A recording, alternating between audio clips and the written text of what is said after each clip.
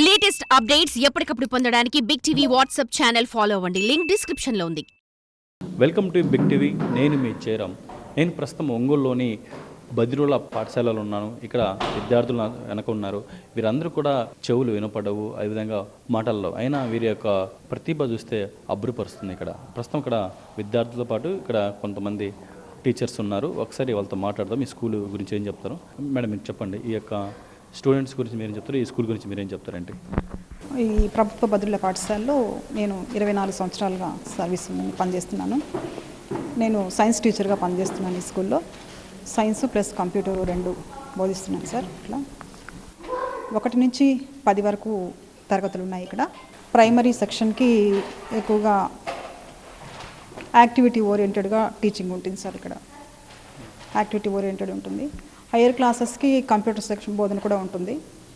అదనంగా వీళ్ళకి ఈ కుట్టు పని ఇవి కూడా ఉన్నాయి. జనసేన శిక్షణ సంస్థాన్ వాళ్ళ ద్వారా కుట్టు పని, కంప్యూటర్ క్లాసెస్, సర్టిఫికేషన్ ప్రోగ్రామ్స్ జరుగుతుంది. అయితే వీళ్ళకి సబ్జెక్టులు మిగతా పిల్లలతో కాకుండా లాంగ్వేజ్ ఎగ్జామ్షన్ ఉంటుంది. వీళ్ళు భాష అనేది ప్రధాన అవరోధం ఏదైనా నేర్చుకోవడానికి. లెర్నింగ్ మెయిన్ డిజబిలిటీ వచ్చేసి లాంగ్వేజ్ డిజబిలిటీ ఉంటుంది.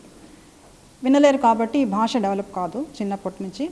అందువల్ల ఏదికైనా తెలిసిన దాన్ని వాళ్ళు భాష రూపేణ వ్యక్తం చేయడానికి బాగా ఇబ్బంది పడతారు. సో ప్రతి దాన్ని వాళ్ళు నిత్య జీవితంలో వాళ్ళకి ఎదురయ్యే ప్రతి వస్తువుని, ప్రతి సన్నివేశాన్ని భాష రూపేణ ఆ పదం ఏంటి టర్మినాలజీ ఇవ్వాల్సి ఉంటుంది. మేము అంటే రెగ్యులర్గా మేము బోధించే సబ్జెక్టుతో పాటుగా వాళ్ళు ఏమైతే ఎదుర్కొంటున్నారో ఆ ప్రతి పదానికి అదేంటో తెలిసినప్పటికీ ఆ భావాన్ని వ్యక్తం చేయలేరు రాత్రూపేణ. దాన్ని ప్రతిదాన్ని కూడా రాసి చూపిస్తూ రోజు కొన్ని వొకాబులరీ డెవలప్ చేయాల్సి ఉంటుంది. అంటే వీళ్ళకు చెవులు వినపడవు, ఓన్లీ యొక్క మాటలు రావు, ఓన్లీ కంటి చూపుతోనే నేర్చుకోవాలి కదా, అంతే కదా? వినిపించదు, కంటి చూపుతో చూసి మాత్రమే వాళ్ళకు ఎక్కువగా లెర్నింగ్ క్యాచ్ చేస్తారు సబ్జెక్ట్ని ఏదైనా కూడా. అందువల్ల విజువల్గా వాళ్ళకి ఏదైతే క్యాచ్ చేయగలరో కాన్సన్ట్రేషన్ ఎక్కువగా విజువల్ కాన్సన్ట్రేషన్ ఉంటుంది. వినలేరు కాబట్టి అందువల్ల మేము విజువల్ ఎయిడ్స్ ఎక్కువగా ఉపయోగిస్తూ బోర్డు కానీ టెక్నికల్గా మనకి ఇప్పుడు ఐఎఫ్పి ప్యానెల్స్ ఉన్నాయి, ఇంకా ఏదైనా ఇలాంటి ఎయిడ్స్ ఇలాంటివి ఎక్కువగా చూపిస్తూ ఎక్కువగా రాయాల్సి ఉంటుంది బోర్డు మీద. ప్రతిదీ కూడా రాసి చూపించాల్సి వస్తుంది, చూసి క్యాచ్ చేస్తారు. అదే కాకుండా లిప్ రీడింగ్ కూడా మన ప్రతి పదాన్ని కరెక్ట్గా ఉచ్చారణ చేయాలి. అలా ఉచ్చారణ చేసినప్పుడు మనం లిప్ మూమెంట్ ఏంటి అనేది గమనిస్తూ ప్రతిదీ అలా వాళ్ళు రిసీవ్ చేసుకుంటూ ఉంటారు. అట్లా దాదాపు వీళ్ళు కంటితో చదువుతున్న ఈ విద్య మొత్తం కూడా వీళ్ళు రాస్తుంటారు మేడం. మామూలుగానే మీరు చెప్పినటువంటి క్వశ్చన్స్ కానీ వాటికి ఆన్సర్ చేస్తుంటారు. చూసి ఏదైనా ప్రతిదీ కూడా రాయగలుగుతారు, ఏదైనా కూడా చూసి రాయగలుగుతారు. అది మరీ కాంక్రీట్ సబ్జెక్ట్స్ వెళ్ళి చెప్పలేరు, కానీ చాలా మటుకు రాసింది మనం చెప్పింది రాస్తారు, చూసి నేర్చుకుంటారు. పరీక్షలు కూడా మామూలు పిల్లల్లాగే రాస్తూ ఉంటారు. అట్లా మిగతా పిల్లలతో కూడా రాస్తారు. అన్ని నార్మల్ ఎలా ఉంటుందో అవే SA1 FA1 అవే మేము కూడా కండక్ట్ చేస్తాం. అదే పేపరే ఉంటుంది. కాకపోతే 2 లాంగ్వేజ్ ఎగ్జామ్షన్ ఉంటాయి. ఇంగ్లీష్ ఉండదు, ఒకే భాష చదువుతారు, తెలుగు మాత్రమే ఉంటుంది. మిగతా సబ్జెక్ట్స్ నార్మల్గా ఉంటాయి. అంటే వీళ్ళకు ఫ్యూచర్ ఎలా ఉంటుంది మనం? ఇప్పుడు 10th క్లాస్ అయిపోయినాక ఎలా ఉంటుంది వీళ్ళకి? మళ్ళీ అక్కడ స్టడీస్ ఎలా ఉంటాయి? స్టడీస్ ఇక్కడ 10th వరకు చదువుకుంటారు చక్కగా, అంతా ఒకే సొసైటీ ఉంటారు, హియరింగ్ ఇంపైర్డ్. వాళ్ళ తర్వాత ఇంటర్మీడియట్ అనేది మన గవర్నమెంట్ సెక్షన్లో బాపట్లలో ఉంది. అక్కడ కూడా ప్రభుత్వ బదిలీ పాఠశాల కాలేజీ 2 ఉంది. 10th పాటు కంటిన్యూషన్ ఇంటర్మీడియట్ ఉంటుంది. అయితే ఇంటర్మీడియట్కి కామన్ అడ్మిషన్స్ ఉంటాయి. అట్లా బయట చదివిన వాళ్ళకి వాళ్ళు ఆన్లైన్ అప్లై చేసుకుంటారు, అక్కడ చదవచ్చు.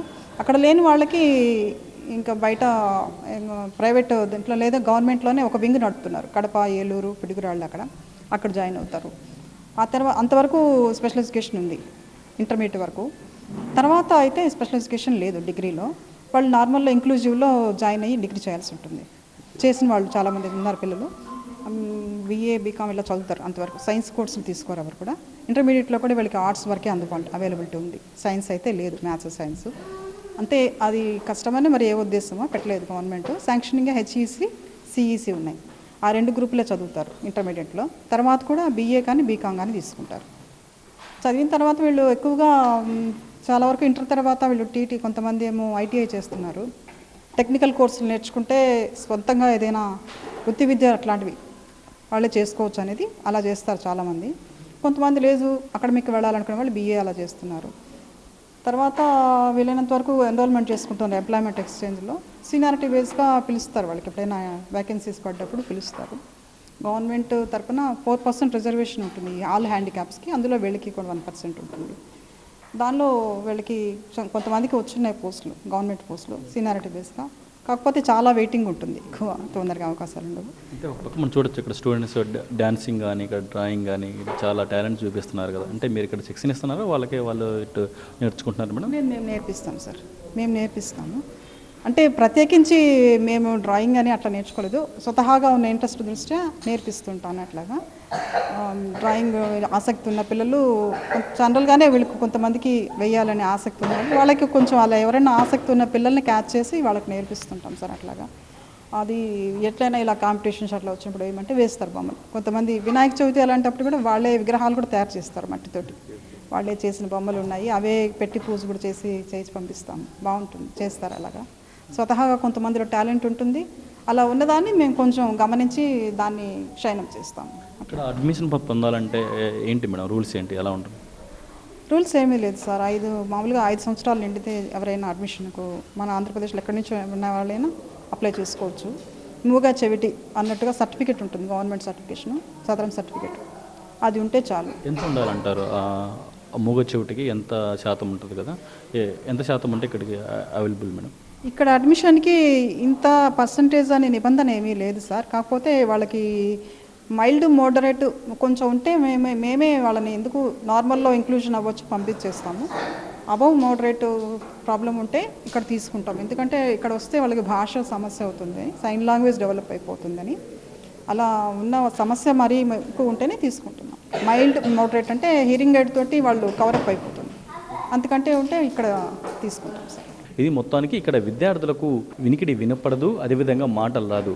కానీ ఇక్కడ ఉపాధ్యాయులు చెప్తున్నటువంటి ఆ పాఠాలను ఇటు గుర్తించుకొని వివిధ అంశాల్లో కూడా ఇక్కడ ప్రతిభ ఇక్కడ కనపరుస్తున్నారు. ఇది ఇక్కడ ఉంటే తాజా పరిస్థితి. వీడియో జర్నలిస్టు చంటితో జయరాం, బిగ్ టీవీ, ఒంగోలు నుంచి. For more videos like this, subscribe Big TV channel.